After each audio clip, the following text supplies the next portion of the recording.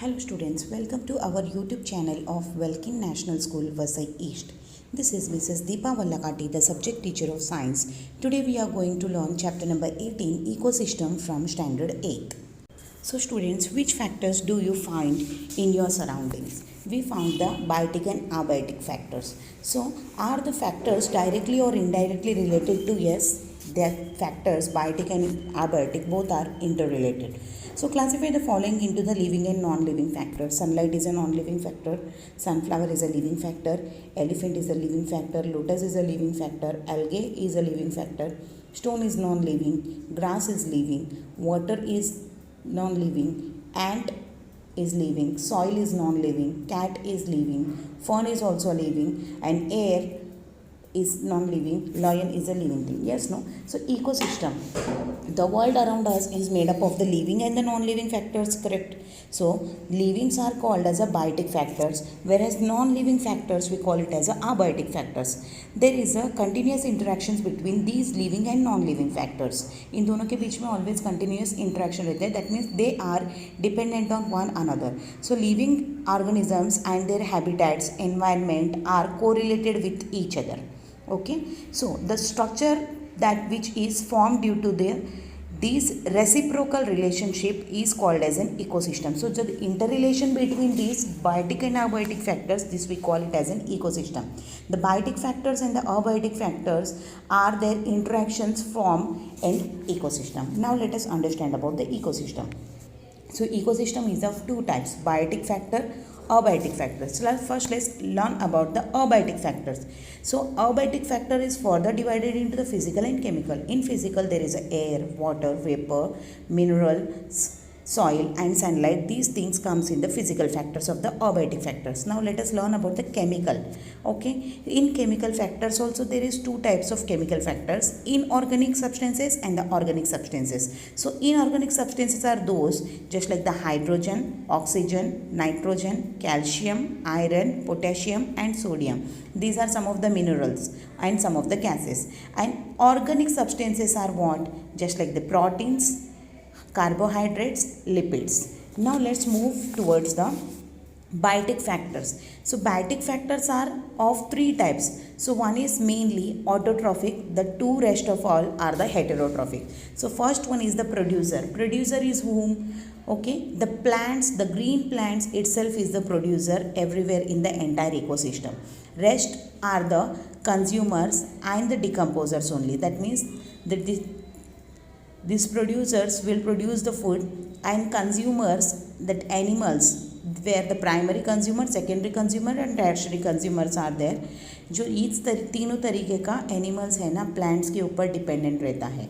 और when the primary consumer, secondary consumer, tertiary consumers die, the decomposers develop on their bodies and these microbes will decompose that bodies. Understood? So ultimately the producers, the consumers dependent on the producers and the decomposers dependent on the producers. Now, primary consumers are those animals, they are living only on the green plants. Their food is green plants. And secondary consumers are those who live on the primary consumers. Example, lion, tiger, these are the secondary consumers. Even the humans also. And the tertiary consumers are those who will live on the flesh of the decomposers. Okay. So components of the ecosystem, the organic substances just like the carbohydrates, proteins and lipids from the dead bodies of the plants and the animals are converted into the inorganic substances. ये क्या करते हैं? ये organic substances को inorganic substances में convert करता है by the means of microorganism. Therefore microbes are said to be the decomposer. Now let us understand the structure of an ecosystem. Living organisms need different types of abiotic factors. For what purpose?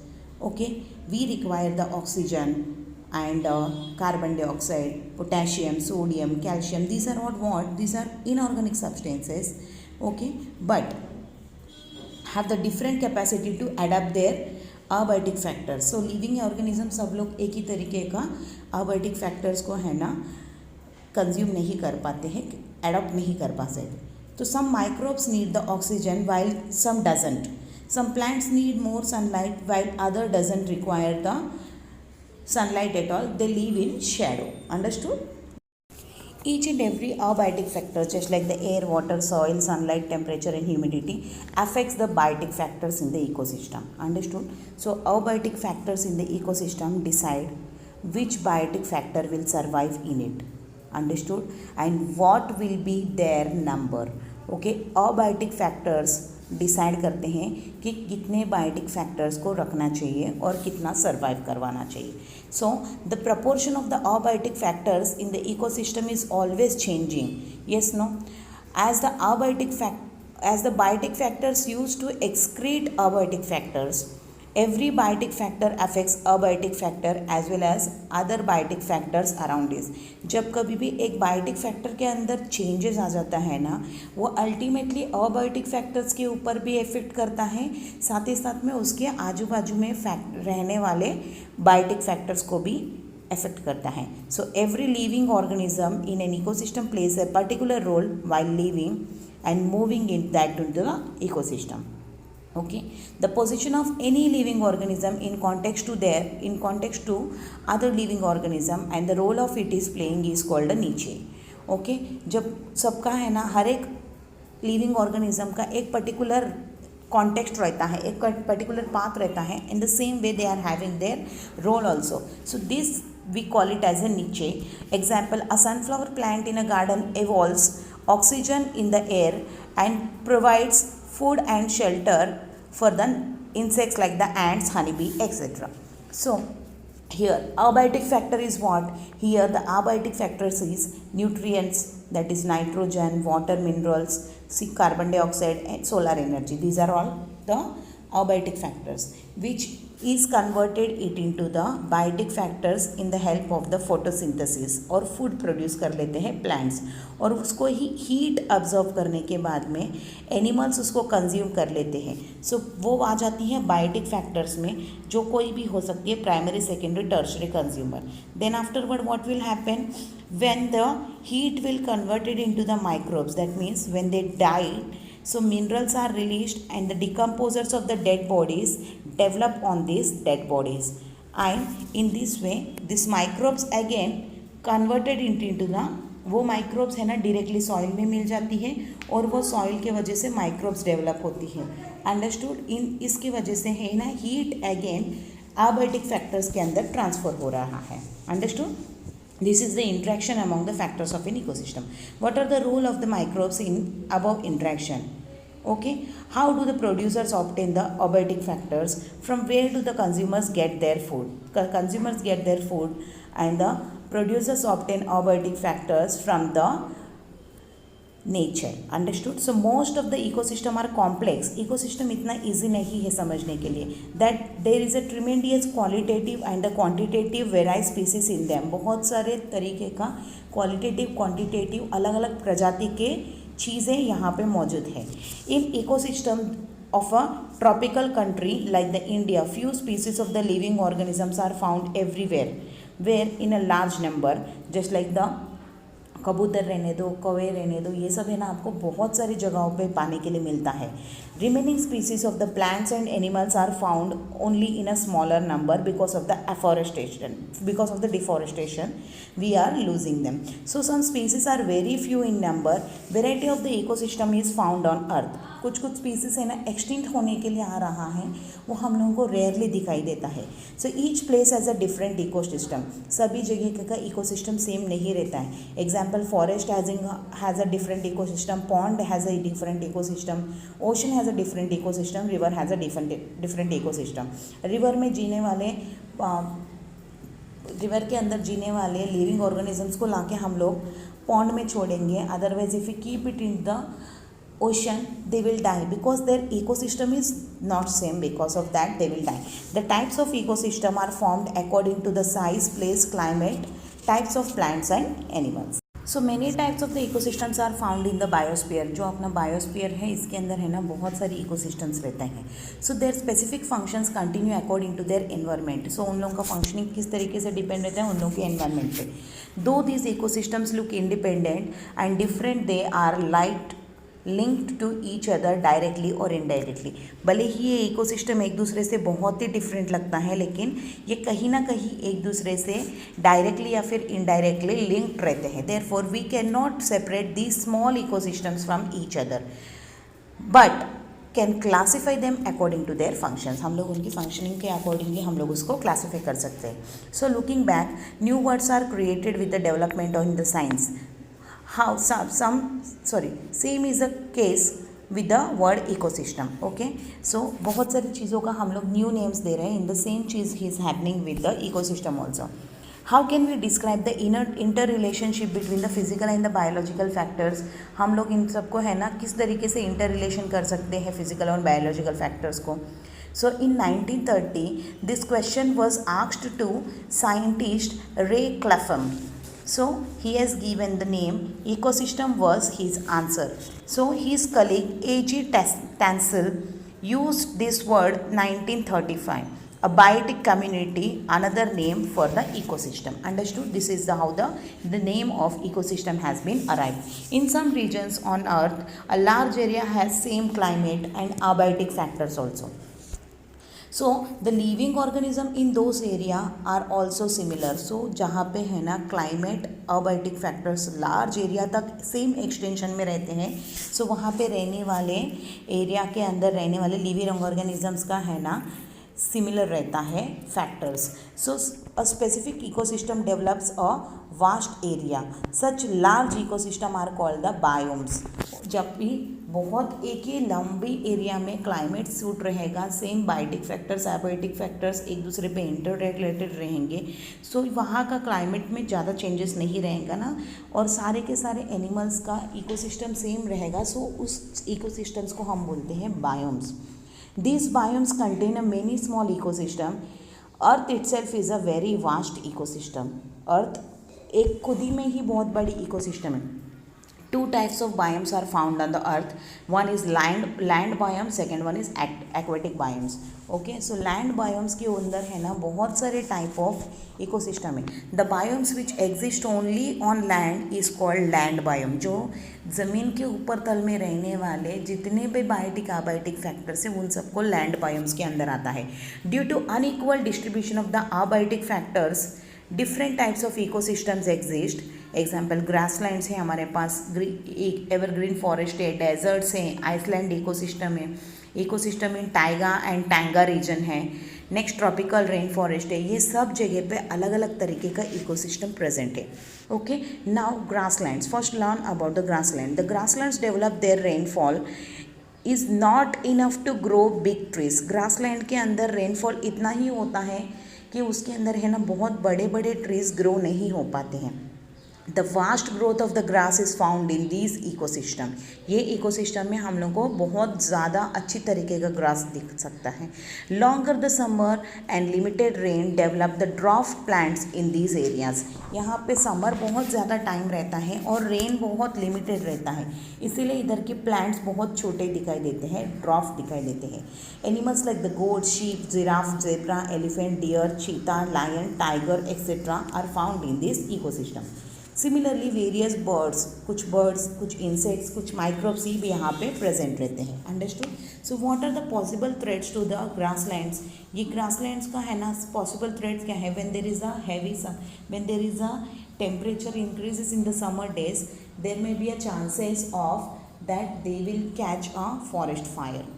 So why did the Asian cheetah become extinct in the last century? Because वहाँ का ecosystem ख़त्म होने के वजह से वहाँ पे चीता लोगों की मौत होने लगी है. Observe the Asian cheetah on the internet and describe it. Okay. Now when you see this, what you will come to know that producers are the Paranthropus, Cyclone and Kusali. Next primary consumers are cow. ये सब producers क्या है, ये सब types of grass है, otherwise the types of the trees है. Next primary consumers cow, deer, rabbit and the leptocrosia. Next secondary consumers हैं snake, birds, jackal, wolf. Tertiary consumers are the lion, hyena, vulture, culture and kite. Next is decomposers is a fusarium aspergillus. Okay, now these are the things which you come to know that कि है ना कौन सी चीज़ किस में जाता है. About 1150 years ago दूधवा forest was the habitat for the single horn rhino. Okay, 150 साल पहले है ना दूधवा फॉरेस्ट के अंदर है ना सिंगल हॉर्न राइनो जिंदा रहता था।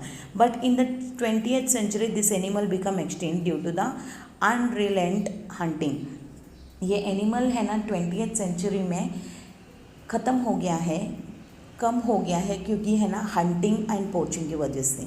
On 1 April 1984 this rhino was restored there. 1 अप्रैल 1984 में ये राइनो को फिर से उन लोग ने रिस्टोरेशन करने का स्टार्ट किया है। They were bred in the captivity and then released in their habitat. पहले उनको है ना बच्चे होने के बाद उसको है ना अच्छी तरीके से केयर करते थे, उसके बाद उसके हैबिटेट में उसको छोड़ दिया जाता था।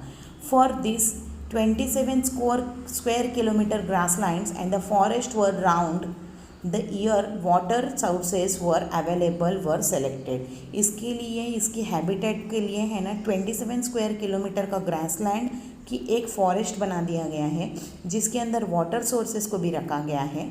सो 2 ऑब्जर्वर्स वर एस्टैब्लिश। उसकी देखभाल करने के लिए 2 ऑब्जर्वर्स को रखा है कि उसके हैबिटेट में कुछ चेंजेस हो रहा है क्या, whether that is be habitual to that habitat, इस सब कुछ चीज़ों के देखने के लिए। These efforts are successful. Now we can see the many of the one horn rhinos. Okay, now let us learn about the evergreen forest. Okay, it's a natural ecosystem where variety of the plants, animals and the abiotic factors are found. So forest are there. So forest itself is an ecosystem just like the grassland. So national parks are there. Actually क्या हो रहा है, बहुत सारे forest के अंदर बहुत सारे है ना एनिमल्स एक्सटिंक्ट हो रहा है।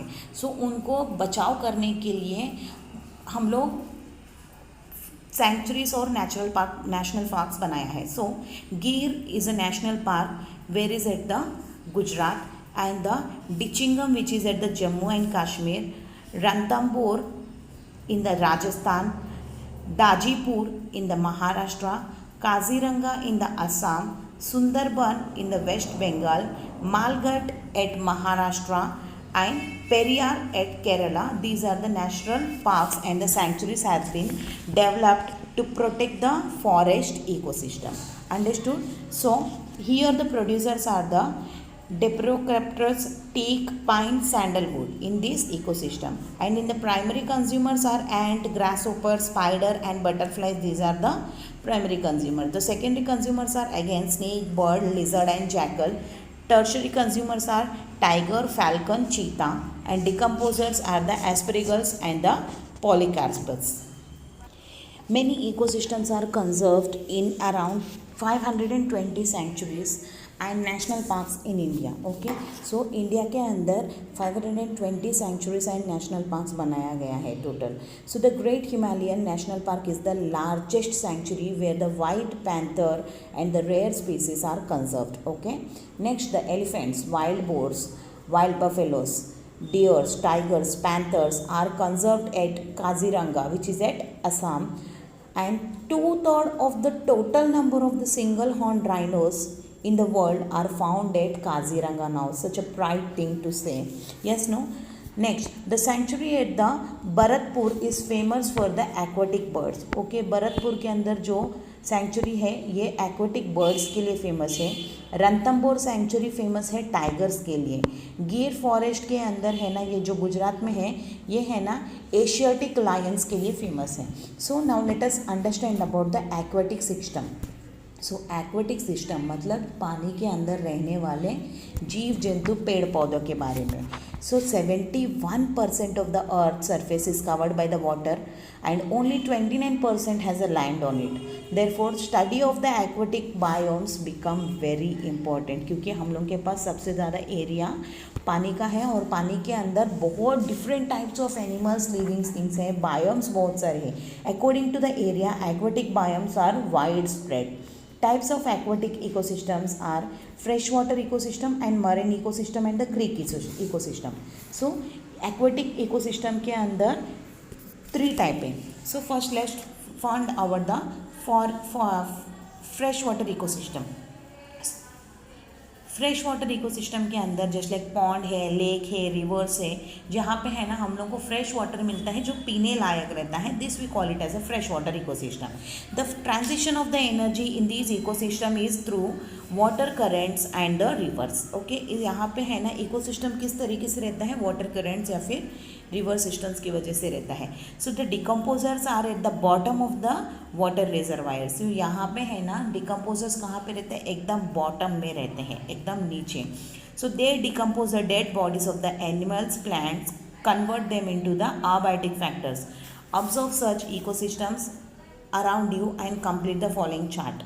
So first one is producer से, प्रोड्यूसर्स के अंदर क्या आता है, एक्वेटिक प्लांट्स, अल्थ्रोइक्स, hydrilla, azolla, nitella, typha, pistia and the ecornia. These are the types of the plants which we can find inside this freshwater ecosystem.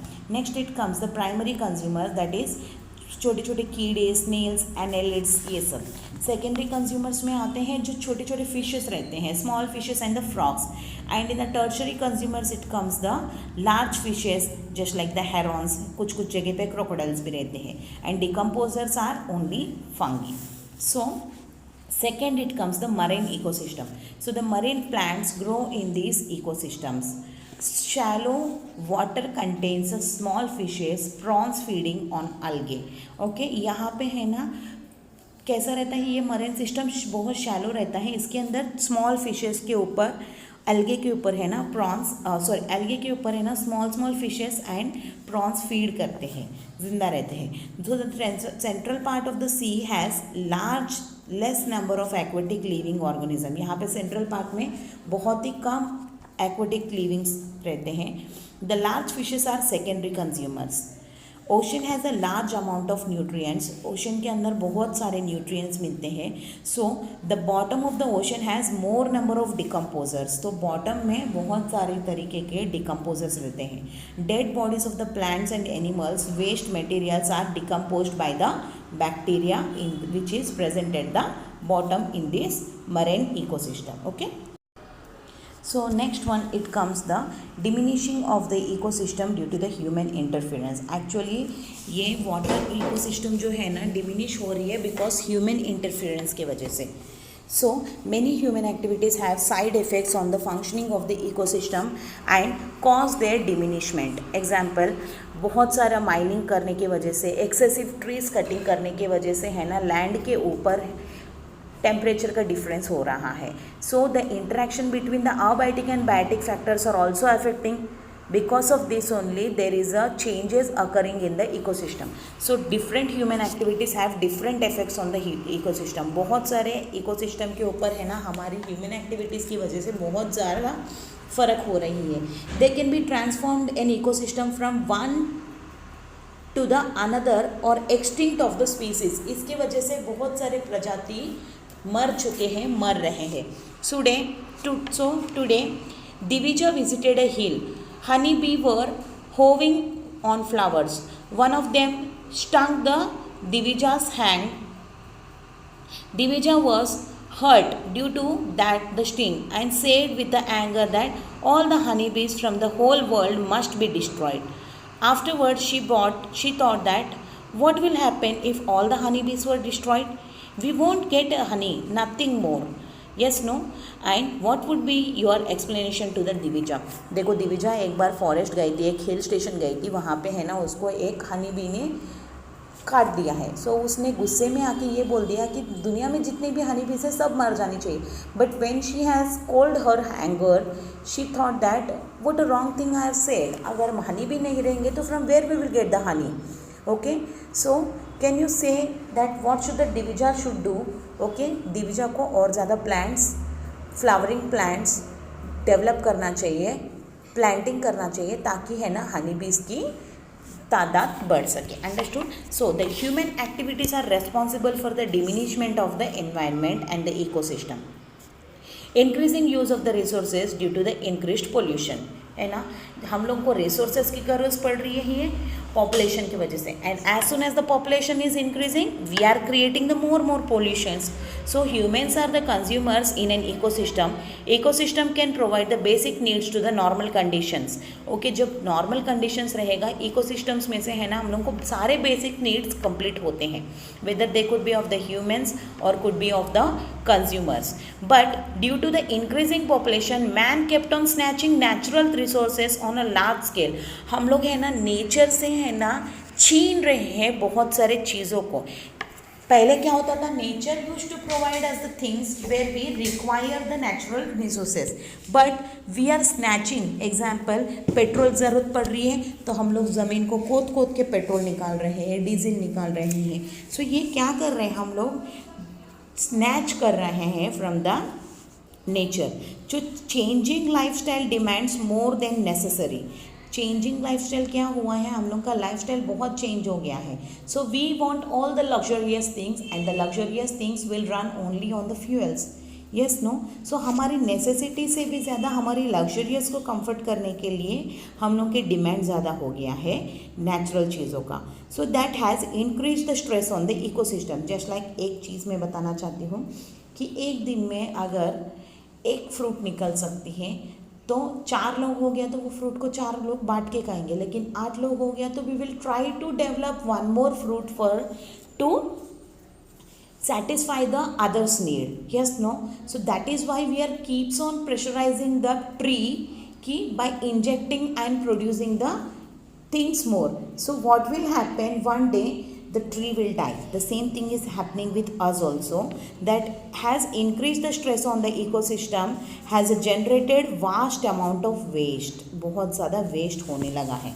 Now urbanization, हम लोग बहुत बड़े बड़े शहरों में रहने लगी है. This is urbanization. Due to the continuous process of the urbanization more and more agricultural lands and the marsh land, wet land, forest and the grass land, ये सब को हम लोग डिस्ट्रॉय करके हम लोग बिल्डिंग्स डेवलप कर रहे हैं ताकि हम रह सकें. So and the other basic facilities around us we require what do we need. So as a result the human interference ecosystem either change and get completely destroyed. सो हम लोग ये सारी चीज़ों को रिमूव कर रहे हैं. Just like agricultural land, marsh land, wet land, forest, grass land, यहाँ पे रहने वाले जितने भी जीव जंतु हैं, डिकम्पोजर्स हैं, हम लोग की वजह से डिस्टर्ब हो रहा है. और वो इकोसिस्टम की वजह से है ना, वो पूरा इकोसिस्टम का साइकिल जो है ना वो डिस्टर्ब हो रहा है. Industrialization and traffic. Raw materials required for the industrialization are obtained by the destroying forest. जो हम लोग को इंडस्ट्रियलाइजेशन के लिए है ना रॉ मटेरियल्स चाहिए रहता है, वो कहाँ से मिलता है, फॉरेस्ट से मिलता है. तो वो रॉ मटेरियल्स के हम लोग फॉरेस्ट को कट कर रही है. This result in destruction of the forest. So to provide the amenities for the increased traffic many times roads and railways are built through the forest and wetlands. कभी कभी हम लोग क्या करते हैं, ट्रैफिक्स को देखते अंदाज में रखते हुए बहुत सारे है ना अलग अलग routes, rail routes and road routes बनाते हैं. सो ये रेल रूट्स, रोड रूट्स हम लोग है ना, ये जहाँ पे रेसिडेंशियल एरियाज रहते हैं ना, वहाँ पे तो हम लोग वो बिल्डिंग्स को पुल डाउन करके नहीं बना सकते हैं. So we will search the forest and wetlands and we will destroy them and we will make the new road routes and rail routes. So this is because of this also that wetlands जो भी है या फिर जो भी जगह है वो सब हो रहा है हमारे वजह से लावारिस. क्यों? क्योंकि वहाँ पे रहने वाले जितने भी जीव जंतु हैं हम लोग उनके हैबिटेट को छीन रहे हैं, हम लोग उनके घर को छीन रहे हैं. Tourism. People visit the scenic places many for nature watch. बहुत सारे लोगों को है ना प्रकृति को आस्वाद करने का रुचि रहती है. सो उसकी वजह से एंटरटेनमेंट के लिए है ना वो लोग टूरिज्म पे जाते हैं. Visit to the sacred places. So sacred places क्या रहता है, सैक्रेड प्लेसेस वो रहते हैं जो है ना भगवान के नाम पे कुछ लैंड को है ना पुराने ज़माने में राजा महाराजा लोग दान करते थे, जिसके अंदर ये इकोसिस्टम है ना बरकरार रहने के लिए वो लोग ये काम करते थे. सो ये सीनिक ब्यूटी देखने के लिए, एंटरटेनमेंट के लिए सैक्रेड प्लेसेस को पास है ना लोग टूरिज्म के नाम पे जाते हैं. A lot of amenities are created for this tourist. So this causes the destruction of the local ecosystems due to the increased stress. तो इसकी वजह से जो लोकल लोग या फिर ह्यूमंस वहाँ पे विजिट करने लगेंगे, सो वहाँ पे रहने वाले इकोसिस्टम में इफेक्ट होएगा, सारे जीव जंतु परेशान होके भाग जाते हैं. So visit any tourist centre nearby, collect the information about the effect of the tourism on the ecosystem there. Next one is large dams. Okay, जब हम लोग बहुत बड़े बड़े जगहों पे डैम बांधते हैं तो हम लोग कुछ गांव को या फिर कुछ एरिया को है ना वैनिश करते हैं, कुछ जगह को खाली करना पड़ते हैं. सो वो जिस जगह को हम लोग खाली करना पड़ते हैं वो जगह पे फॉरेस्ट रहने दो या फिर लैंड रहने दो या फिर एनिमल्स रहने दो या फिर ह्यूमंस रहने दो, इन सारे सेटलमेंट्स को हम लोग निकाल देते हैं, जिसकी वजह से भी है ना बहुत बड़ा इफेक्ट होता है इकोसिस्टम पे. ओके, एडवर्स इफेक्ट होता है.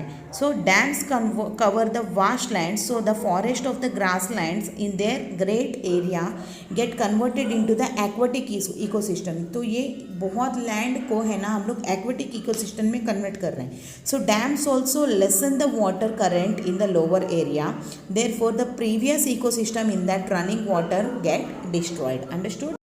जब वॉर होता है तभी भी है ना बहुत ज़्यादा इकोसिस्टम नुकसान होती है. Example, the differences and the competitions over land water mineral sources of और some economic and the political reasons led to the war among the human races. क्योंकि कैसा है ना डिफरेंसेस जो रहते हैं ना ज़मीन के लेकर, पानी को लेकर, मिनरल रिसोर्सेज को लेकर या फिर इकोनॉमिक या फिर पॉलिटिकल रीजंस के लेकर है ना वॉर हुआ करता था पहले ज़माने में बहुत ज़्यादा. Okay, now we are living in the biological war जो कोरोना वायरस हुआ है. Yes, no. So heavy bombardment and mine explosions are done in the wars. जब वॉर्स हुआ करता था, युद्ध हुआ करता था, तभी है ना बहुत ज़्यादा heavy bombs and mine explosions करते थे और बहुत सारे लोग मरते भी थे. So these are not only life threatening but also changing and destroying the natural ecosystem. ये सिर्फ डराने वाला चीज़ ही नहीं है, ये है ना पूरी इकोसिस्टम को, नेचुरल इकोसिस्टम को है ना डिस्ट्रॉय कर रही हैं. अगर इंसान एक दूसरे के तरफ है ना द्वेष लेकर, क्लेश लेकर रहेगा, सो वो लोग एक दिन में है ना एक दूसरे को ख़त्म करेंगे. तो फिर है ना देखने के लिए ज़मीन पे इंसान के नाम के कोई भी नामो निशान नहीं मिलेगा. Instead of the we will get the skeleton of the people. So that is why we should live in a peace and in the interconnection relationship. So thus natural disasters, कुछ natural disasters की वजह से भी है ना ecosystem के ऊपर effect हुआ है. एग्जाम्पल, अर्थक्वेक हुआ है, वोल्केनिक इरप्शन हुआ है, फ्लड्स हुआ है, ड्रोट्स हुआ है, and human interference result in changing in the distraction of the ecosystem. ये सारे रीज़न की वजह से भी इकोसिस्टम में चेंजेस आ रहा है. And natural ecosystem must be protected as they maintain the balance in the biosphere. Understood children? Thanks for watching this video. Take care, stay safe.